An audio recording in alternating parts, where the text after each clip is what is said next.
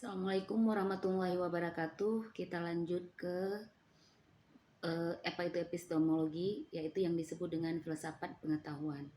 Nah, secara singkat dapat dikatakan bahwa filsafat pengetahuan merupakan salah satu cabang filsafat yang mempersoalkan mengenai masalah hakikat pengetahuan. Nah, epistemologi ini membicarakan tentang masalah hakikat pengetahuan. Jadi kalau kita berbicara pengetahuan, maka pengetahuan kefilsafatan yang secara khusus hendak memperoleh pengetahuan tentang hakikat pengetahuan. Nah, untuk melihat hakikat pengetahuan, yang pertama yang menjadi pertanyaan dari filsafat pengetahuan atau epistemologi ini adalah terjadinya pengetahuan. Jadi ketika terjadinya pengetahuan itu ketika misalnya kita menemukan sebuah masalah, misalnya kita menemukan sebuah masalah, kemudian kita ketemu solusinya. Nah, itu pengetahuan. Nah, untuk menemukan solusi itu, maka kan kita mencari cara bagaimana terjadinya pengetahuan seperti itu. Nah, misalnya solusi penyelesaian konflik, misalnya konflik ada orang bertengkar, kemudian nah kita cari dulu ketika orang menceritakan kenapa dia bertengkar, kemudian bagaimana kita menganalisanya, memahaminya, mendengarkannya, maka itu adalah disebut dengan terjadinya pengetahuan. Nah, terjadinya pengetahuan itu yang pertama ada pengalaman indera. Nah, pengalaman indera ini adalah inderanya manusia. Apa yang indera kita itu ada merasakan, melihat, mendengarkan seperti itu ya. Jadi apa yang kita lihat, apa yang kita rasakan, apa yang kita dengarkan itu juga merupakan sebuah pengetahuan. Kemudian nalar itu logika. Kita menggunakan logika kita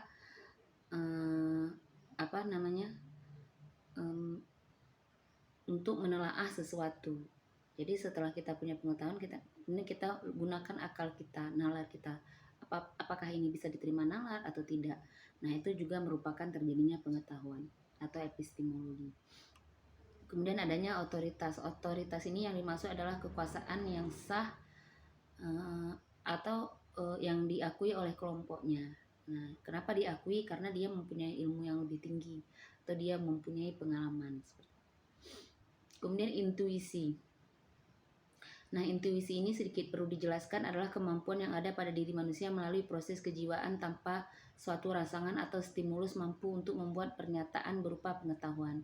Pengetahuan yang melalui intuisi ini tidak dapat dibuktikan seketika atau melalui kenyataan karena pengetahuan ini muncul tanpa adanya pengetahuan terlebih dahulu.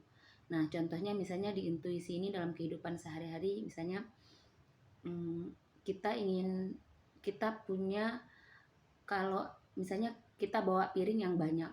Kalau kita bawa piring yang banyak ini, kita tuh punya intuisi kalau saya bawa seperti ini, nanti ini pasti jatuh seperti itu. Nah, itu intuisi. Ternyata kita tidak mengindahkan intuisi itu. Kemudian kita bawa juga piring yang besar tadi. Ternyata memang jatuh. Nah, itu juga merupakan pengetahuan. Jadi intuisi itu memang tidak bisa dibuktikan, tidak bisa dijelaskan. Dibuktikan oleh yang masing-masing individu itu sendiri yang merasakannya sebagai manusia. Kemudian ada wahyu. Wahyu itu apa yang disampaikan oleh Tuhan dan Nabi atau dalam agama-agama ya seperti itu. Kemudian keyakinan itu sesuatu yang kita yakini. Misalnya kalau kita kan sering ya, kalau kita misalnya kita sering begini, kalau menjahit di malam hari maka kita akan miskin. Nah, biasanya dalam ilmu filsafat ini apa yang kita yakini itulah yang akan terjadi. Misalnya kita menganggap kita ini sakit, selalu sakit seperti itu. Kita yakini sangat bahwa kita itu selalu sakit, maka itu akan sakit. Nah, itu juga keyakinan itu menjadi pengetahuan juga. Selanjutnya ada teori kebenaran. Nah, ada beberapa yang dapat dilihat. Yang pertama, teori kebenaran yang saling berhubungan atau teori koherensi. Ya, kemudian ada teori kebenaran saling berkesesuaian, ada teori kebenaran inherensi, Kemudian teori kebenaran berdasarkan akti, teori kebenaran berdasarkan sintaksis, teori kebenaran berdasarkan non-deskripsi, kemudian teori kebenaran logis yang berlebihan. Nah, epistemologi atau yang disebut dengan pengetahuan itu kita bisa lihat jenis-jenisnya. Yang pertama, pengetahuan non-ilmiah, pengetahuan ilmiah. Kalau pengetahuan non-ilmiah ini pengetahuan yang diperoleh dengan cara-cara yang tidak termasuk dalam kategori metode ilmiah. Dalam hal ini termasuk juga pengetahuan yang dalam tahap terakhir direncanakan untuk dioleh pengetahuan ilmiah yang biasanya disebut dengan istilah pengetahuan pra-ilmiah. Nah, misalnya non ilmiah ini yang misalnya pengetahuan gaib atau intuisi tadi yang tidak bisa dijelaskan dengan metode ilmiah. Nah, kemudian sumber-sumber pengetahuan. Pada dasarnya sumber pengetahuan itu adalah sebenarnya dasarnya itu adalah dari akal atau rasionalnya manusia. Nah, manusia menggunakan akalnya untuk berpikir, untuk mencari pengetahuan yang ada. Banyak misalnya contoh, mohon maaf, segala yang ada di muka bumi ini memang sudah diciptakan oleh Allah. Namun Allah tidak menciptakan misalnya ini langsung bangunan rumah, tapi manusia terhadap apa yang sudah Allah ciptakan, misalnya Allah sudah ciptakan alam semesta beserta isinya. Kemudian manusia itu dari situ berpikir bagaimana untuk kehidupan dia yang lebih baik, bagaimana membangun sebuah peradaban.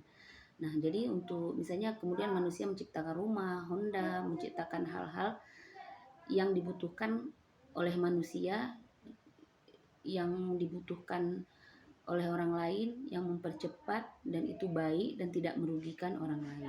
Nah, itulah sebenarnya dasarnya pengetahuan. Jadi ketika itu ada, manusia berpikir itu sumbernya dari akal, maka dari situlah datangnya pengetahuan.